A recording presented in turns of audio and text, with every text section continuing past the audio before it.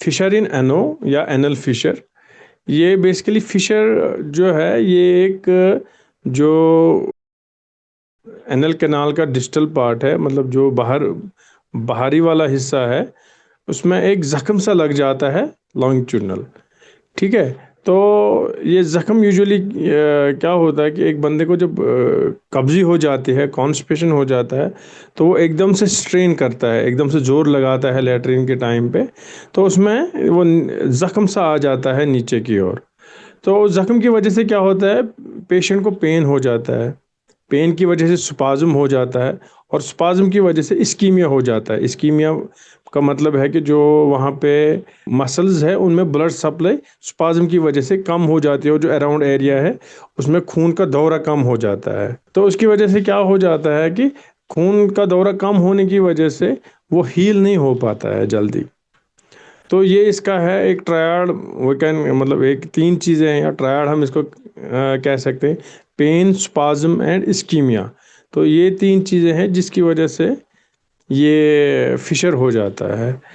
तो यूजुअली ये Fisher post constipation या कोई पोस्ट हेवी मील खा के, हाई प्रोटीन मील खा के ये चीज़ें होती है। बेसिकली पेशेंट हम आपके पास हमारे पास आ जाता है, वो बताता है कि डॉक्टर साहब मैं सुबह उठा, मुझे कब्जी थी, मैंने थोड़ा ज़ोर लगाया, दर्द हो गया, और फ्रेश ब्लड के कतरे ये जो लैट्रिन के पैन पे गिर गए। तो अब वो खून भी देखता है और दर्द भी देखता है, वो फटाफट हमारे पास आ जाता है। तो ये है इसके पेन और ब्लीडिंग पीआर, बट वो फ्रेश ब्लड होता है जो पैन पे लग जाता है। तो ये इसके साइंस हैं। और कभी कभी क्या होता है कि थोड़ा सा स्किन जो इसको कवर करता है वो भी उसे फील होता है पेशेंटों को। रिस्क फैक्टर्स यही है कि जब कॉन्स्टिपेशन हो जाता है इंसान को, कोई भी ऐसा चीज़ खाने से, या कोई यूजुअली ये देखा गया कि जो प्रेग्नेंट लेडीज़ होती है या लैक्टेटिंग मदर्स होती है जो बच्चों को दूध पिलाते हैं, क्योंकि उनको फाइबर कम दिया जाता है, जो भी हमारे ट्रेडिशंस हैं उनको ज़्यादा हाई प्रोटीन डाइट वगैरह दिया जाता है, तो उसकी वजह से ये चीज़ें हो जाती है। मेन वही है कि ये मान लीजिए एक ज़ख्म हम कहेंगे, एक ज़ख्म सा आता है वहाँ पे बिलो डेंटेट लाइन, तो यही है इसका रिस्क फैक्टर। मेन ट्रीटमेंट तो इसका यही है कि बंदे को कब्ज़ी नहीं रहनी चाहिए पहला, क्योंकि अगर कब्ज़ी रहेगी तो बार बार उससे ज़ख्म आ जाएगा, बार बार पेन हो जाएगी, बार बार स्पाज्म हो जाएगा, और जब बार बार ये चीज़ें हो जाएगी तो एक्यूट फिशर क्रॉनिक फिशर में चला जाएगा।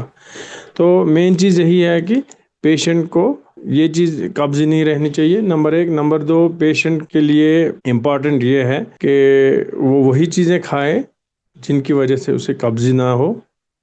और अब मेडिसिन पे आते हैं तो हमें जो इंटरनल एनल स्फिंक्टर है हमें वो रिलैक्स करना है, क्योंकि जो स्पाज्म है मेन वजह बार बार होने का ये है कि स्पाज्म नहीं रहना चाहिए, तो हमें मसल रिलैक्सेंट देने पड़ते हैं लोकली जो वहाँ पे है।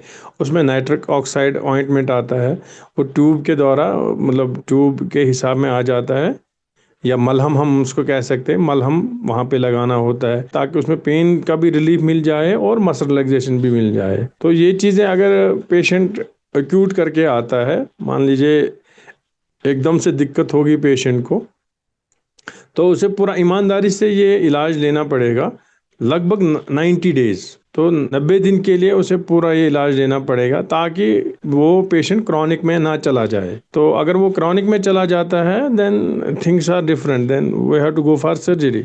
लेकिन इसमें बहुत अच्छे चांसेस है, मतलब we can call about 70 to 80% of patient, 70 से 80% जो लोग हैं वो प्राइमरी ट्रीटमेंट, मतलब ये दवाइयाँ और परहेज़ हम कह सकते हैं, उससे वो ठीक हो सकते हैं। अगर पेशेंट अच्छे से, मतलब पहले ही दिन वो डॉक्टर साहब के पास आ जाए और वो अपना ट्रीटमेंट अच्छे ईमानदारी से करे, तो मुझे नहीं लगता सर्जरी की ज़रूरत पड़ेगी। अब कुछ लोग हैं जिनको क्रॉनिक में चला जाता है तो उनको सर्जरी करनी पड़ती है, ये लेटरल एनल स्फिंक्टरेक्टमी करते हैं। तो एक्सपेंसिव नहीं है, बट इसमें एक ये खतरा रहता है कि जो लेटरल एनल स्फिंक्टरेक्टमी है इसमें देखा गया है कि कुछ पेशेंट्स को इनकॉन्टिनेंस रहती है, उनका जो लैट्रिन रुकाने का मैकेनिज्म है वो थोड़ा गड़बड़ा जाता है, तो उसमें कंट्रोल नहीं हो पाता है। बट लिटरेचर सेज कि 2-3 महीने में वो धीरे धीरे धीरे धीरे वापस आ जाता है। But there is a few percent of patients जिनको वो चीज़ रहती है।